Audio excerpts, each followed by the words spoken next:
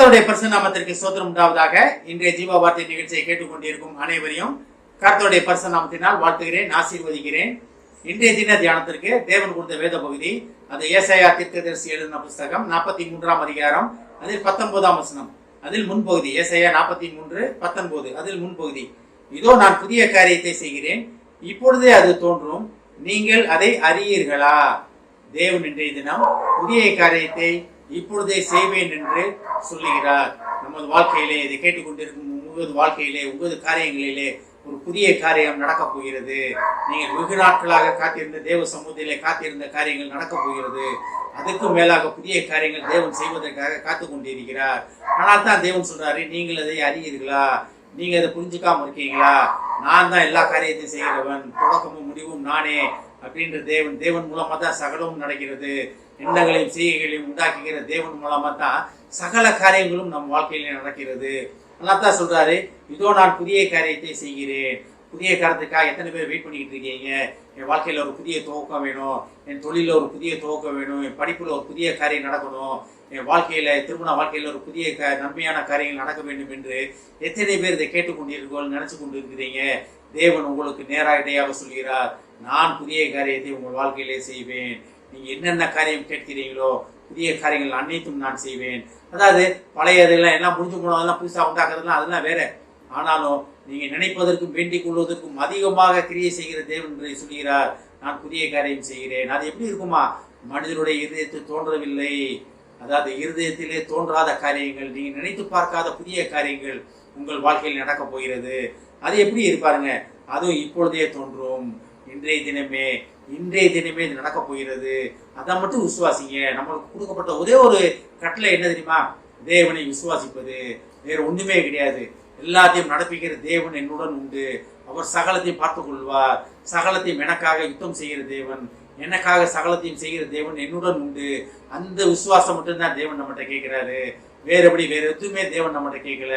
நீங்க அதை செஞ்சா நான் அதை செய்வேன், நீ எனக்காக ஃபாஸ்டிங் போட்டா நான் அதை செய்வேன், அதெல்லாம் கிடையவே கிடையாது. ஒருவேளை ஃபாஸ்டிங் தேவையில்லைன்னு நான் சொல்ல மாட்டேன். ஃபாஸ்டிங், உபவாசம் அதிக தேவை. ஆனா அந்த உபவாசம் எப்படி நம்ம இருக்கணும்? நீங்க தேவனுக்குள்ள வர வர வர தேவனுக்கும் உள்ள உறவை புதுப்பித்துக் கொள்வதற்காக, உங்களை பற்றி அறிந்து கொள்வதற்காக, தேவ நோக்கத்தை அறிந்து கொள்வதற்காக தான் உபவாசம். வீணான உபவாசம். நம்ம நினைக்கிற மாதிரி நான் ஒரு வாரம் உபவாசம் போட்டிருக்கேன், எனக்கு தேவன் இந்த காரியத்தை செய்யணும் அப்படின்னீங்கன்னா செய்ய மாட்டார், கட்டாயம் செய்ய மாட்டார்.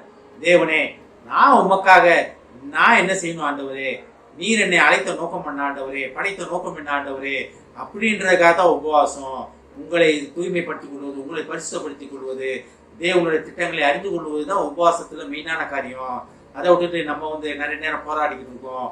ஆனால் தான் வாழ்க்கையில நமக்கு வைத்திருக்கிற தேவன் வைத்திருக்கிற புதிய நன்மைகளை, புதிய கிருபைகளை நம்மளால புரிந்து கொள்ள முடியவில்லை. தேவன் அதான் அழகா சொல்றா இருப்பாங்க, இதோ நான் புதிய காரியத்தை செய்கிறேன், அது இப்பொழுதே தோன்றும், அதை நீங்கள் அறியீர்களா? அப்ப நம்ம அறிந்து கொண்டோம்னா அந்த புதிய காரியம் இப்பொழுதே தோன்ற போகிறது. எனக்காக தேவன் புதிய காரியம் வைத்திருக்கிறார்னு நீங்க அதை புரிந்து கொண்டீங்கன்னா, நீங்க உங்களுக்காக புதிய காரியங்கள், நீங்க நினைப்பதற்கும் வேண்டிக் கொள்வதற்கும் பெரிய காரியங்கள், அதிகமான காரியங்கள் உங்கள் வாழ்க்கையில நடக்க போகிறது. எதெல்லாம் நடக்கல, எதெல்லாம் என் வாழ்க்கையில முடிந்து போச்சுன்னு நினைக்கிறீங்களோ அனைத்தும் புதியதாக திறக்கப்பட போகிறது. புதிதான காரியங்கள் உங்கள் வாழ்க்கையில் நடக்க போகிறது. புதிய நன்மையால், புதிய கிருபையால் தேவன் உங்களை முடிசூட்ட போகிறார். ஒருவேளை நம்மளோட காரியம், நம்ம கொடுக்கப்பட்ட ஒரே ஒரு காரியம் என்ன தெரியுமா? தேவனை விசுவாசிப்பது மட்டுமே. இதோ பாருங்க, அதான் திருப்பி இந்த வசனத்தை படிக்கிறேன் பாருங்க.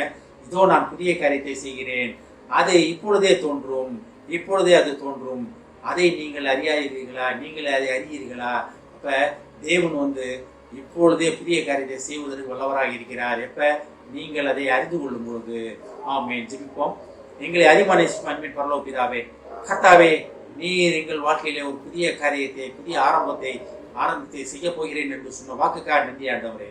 நாங்கள் அதை அறிந்து கொண்டோம் ஆண்டவரே. ஏஸ் தகப்பனே, அது இப்பொழுதே தோன்றும் என்பதை நாங்கள் அறிந்து கொண்டோம் ஆண்டவரே. நன்றி நன்றி நன்றி தகப்பனே. இதை கேட்டுக்கொண்டிருக்கும் ஒவ்வொரு குடும்பத்தையும் ஆசீர்வதிக்கிறோம் அப்பா. ஒவ்வொரு குடும்பத்திலும் தகப்பனே அநேக காரியங்களுக்காக ஒவ்வொரு சமூகத்தில் அமர்ந்திருக்கிறார்கள் ஆண்டவரே. ஏஸ் தகப்பனே, அந்த குடும்பங்களிலே தகப்பனே ஒரு புதிய ஆரம்பத்தை, புதிய காரியத்தை செய்து அந்த குடும்பத்தை சந்தோஷப்படுத்துவதற்காக, உயர்த்துவதற்காக, மகிமைப்படுத்த போவதற்காக நன்றி நன்றி நன்றி ஆண்டவரே. ஆசீர்வதிக்கிறோம் அப்பா. இயேசுவின் மூலமாக கேட்கிறேன் நல்ல பிதாவே. ஆமென். கர்த்தர் உங்களை ஆசீர்வதிப்பாராக.